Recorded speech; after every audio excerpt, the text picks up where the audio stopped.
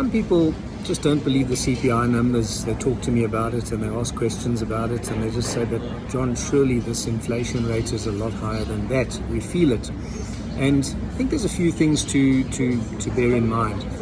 The CPI, Consumer Price Index, is supposedly reflective of the average consumer's basket of goods.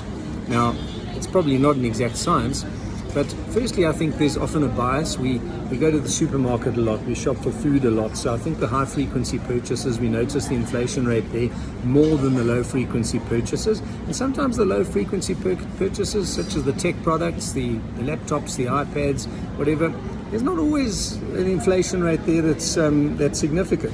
Technology is improving all the time.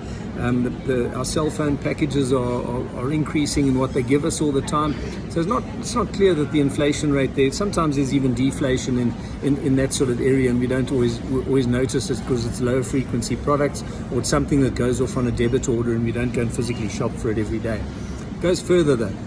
In the CPI, there's also what they call owner equivalent rent. So even if you own a house and you don't pay rent, you are the landlord and you are the tenant. So effectively you're consuming a house, so to say. So what Stats SA does is they include in the CPI owner equivalent rentals. It's derived from the actual rental market. And that inflation rate, which on something you're not paying yourself as a landlord or an owner, it's that inflation rate has been relatively low in recent years. So that's contained the CPI inflation rate, and you don't see it. So bear that in mind. There's those facets of the CPI. It goes further.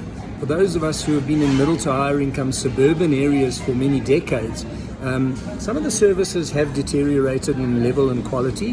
I think of healthcare. Once upon a time, a number of decades ago, perhaps our parents used government healthcare. Now they don't anymore.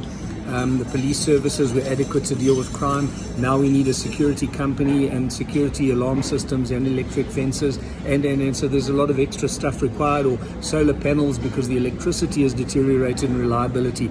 Those things aren't always well captured in the CPI either. Sure, the products will come into it as they emerge, the new things that we buy, but their price inflation rates aren't necessarily that high. It's just that we require more stuff. And then finally, there's been a proliferation of general consumer products to buy. Many years ago, we didn't eat out that much. There wasn't a coffee shop on every corner like today. There wasn't even a TV in the 1970s, let alone computers and cell phones and all these gadgets we buy. So there's been a proliferation of stuff that we buy, apps that we subscribe to, etc. And that has taken its toll on the cost of living too, says me as I sip on my cappuccino.